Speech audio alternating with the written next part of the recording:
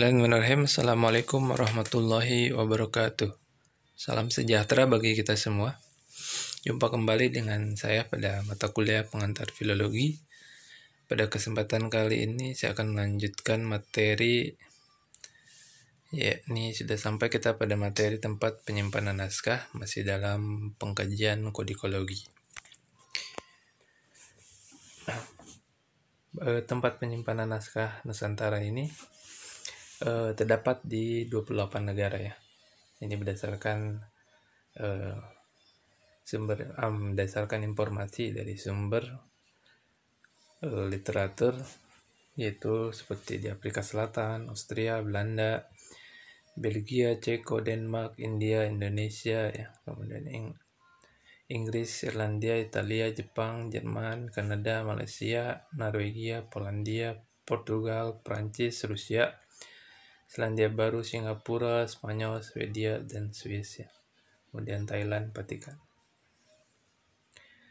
Terkait kenapa naskah Nusantara sampai ke beberapa negara, dikarenakan ada relasi ya, kemungkinan waktu itu karena Indonesia pernah menjadi negara jajahan tentunya Belanda ya dan Inggris, yang beberapa literatur pun mengatakan bahwa terlihat juga nanti dalam katalog bahwa banyak koleksi dari beberapa personal kolektor dari Belanda dan Inggris ya.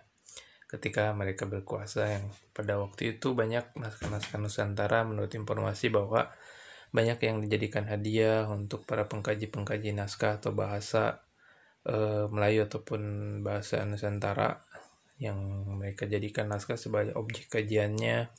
Kemudian juga banyak naskah-naskah Nusantara berisi tentang cerita yang datang dari masa lalu, kemudian berupa drama yang terkenal hingga mereka ingin menghadiahkan sebuah naskah tersebut kepada kerabat-kerabatnya. Kemudian ada juga yang menjadi komoditi perdagangan, bahwa ketika itu tidak hanya rempah-rempah yang mereka nilai sangat berharga untuk diperdagangkan, namun naskah kuno juga, karena menurut informasi bahwa di Eropa ketika itu juga bahwa barang-barang antik menjadi komoditi juga untuk diperjualbelikan.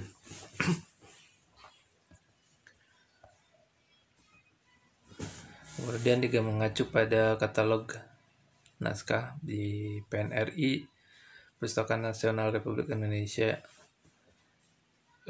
tersimpan jumlah naskah 9.870 ya. Mungkin sekarang bisa bertambah karena ini data dari tahun 1998. Kemudian hampir setengahnya sudah dialih mediakan ke mikrofilm, namun masih banyak juga yang belum. Itu yang mengingat bahwa kepedulian terhadap kelestarian naskah ini perlu ditingkatkan, karena di dalam naskah banyak informasi-informasi masa lalu yang sangat berharga ya.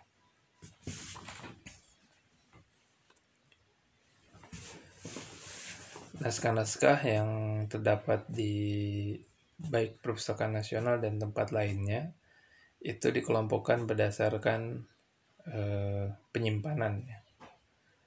Yang pada akhirnya dapat terkumpullah informasi-informasi mengenai naskah Nusantara yang dibukukan oleh beberapa orang menjadi katalog induk naskah-naskah Nusantara.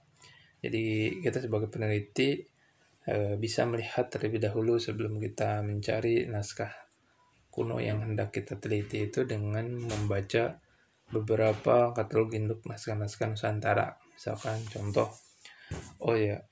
ketika kita mencarinya bahwa naskah kuno itu sebagian besar kan ada di museum, kemudian ada di perpustakaan.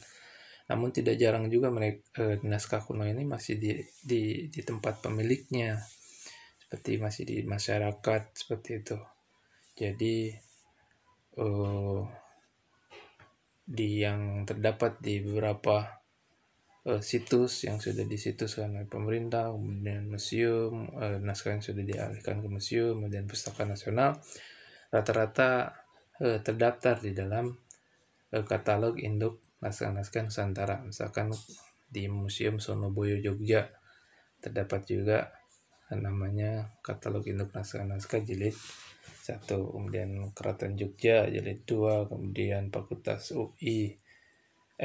Sastra UI ya jilid 3, kemudian Perpusnas RI jilid 4.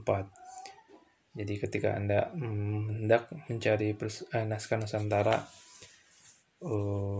yang terdapat di Perpustakaan Nasional Republik Indonesia, bisa melihat terlebih dahulu tentang di katalog jilid 4 ini.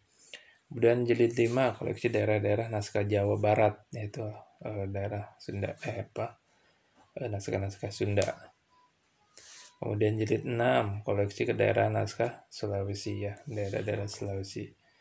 Seperti itu.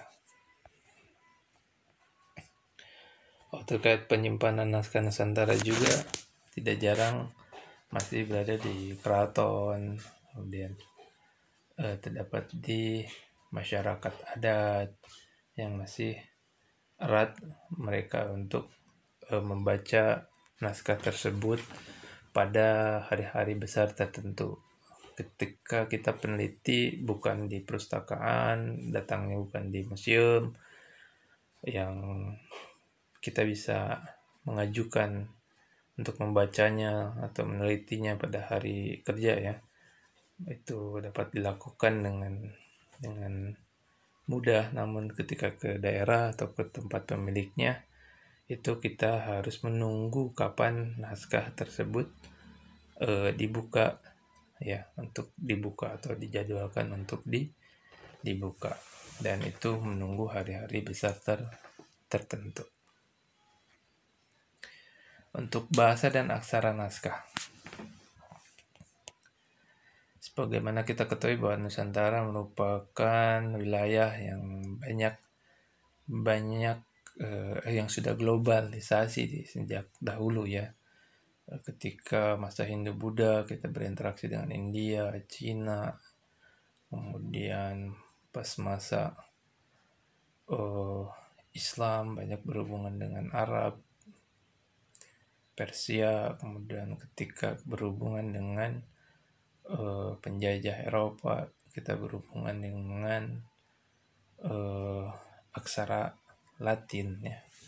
Jadi aksara di Nusantara ini banyak, dengan banyaknya beragamnya berbagai macam bahasa dan aksara naskah.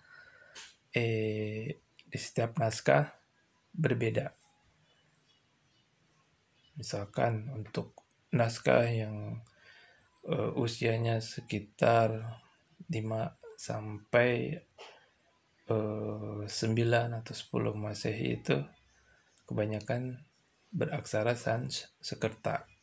Bahkan ada mungkin juga sampai abad 15. Namun abad 9 mulai datang aksara Arab ya, aksara Arab. Kemudian abad 16 sudah mulai datang aksara Latin ya, seperti itu. Jadi bahasa dan aksara naskah Nusantara beragam.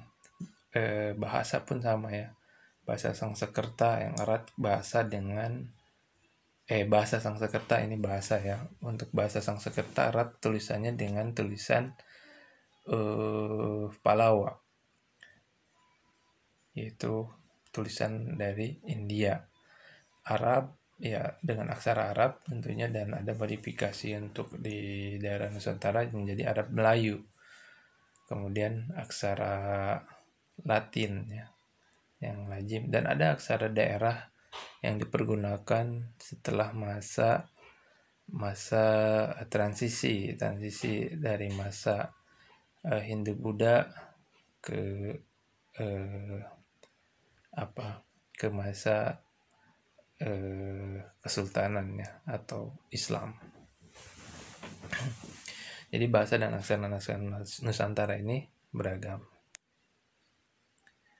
Pengajian kodologi hendak mendeskripsikan juga terlebih dahulu tentang aksara, karena dengan mengetahui aksara dan bahasanya kita bisa nanti lebih lanjut dalam hal pengkajian tekstologi lebih mudah, atau nanti kita akan dapatkan kemudahan informasi dari isi naskah tersebut.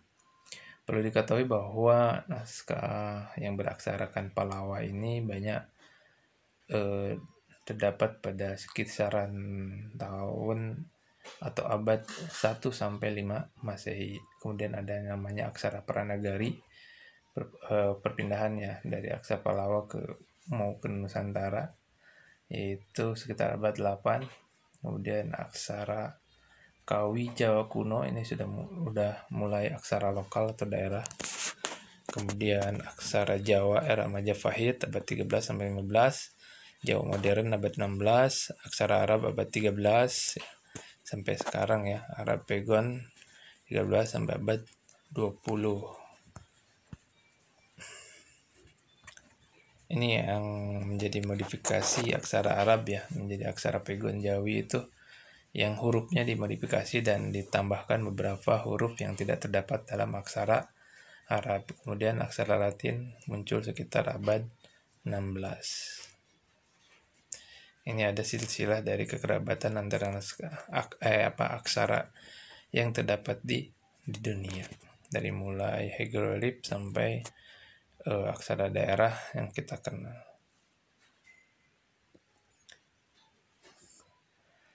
Perlu diketahui juga pengenalan tentang aksara yang banyak digunakan di naskah Nusantara. Karena pengkajian kita di Sulawesi Tenggara banyak yang beraksarakan Arab Pegon, insya Allah kita dituntut juga setelah memahami teori dari filologi ini, memahami juga tentang praktis dalam hal membaca naskah kuno, yaitu dengan mengenal berapa huruf dan cara membacanya ya. Ini ada pedoman transliterasinya, bagaimana menuliskan vokal, kemudian konsonan yang terdapat dalam Arab Pegon. Dan pengetahuan tentang ini bisa Anda lihat di video saya di bagian tutorial membaca aksara Pegon. Mungkin untuk kesempatan kali ini saya cukupkan sampai di sini. Semoga dapat bermanfaat. Mohon maaf apabila ada kesalahan. Wabillahi taufiq wal hidayah. Wassalamualaikum warahmatullahi wabarakatuh.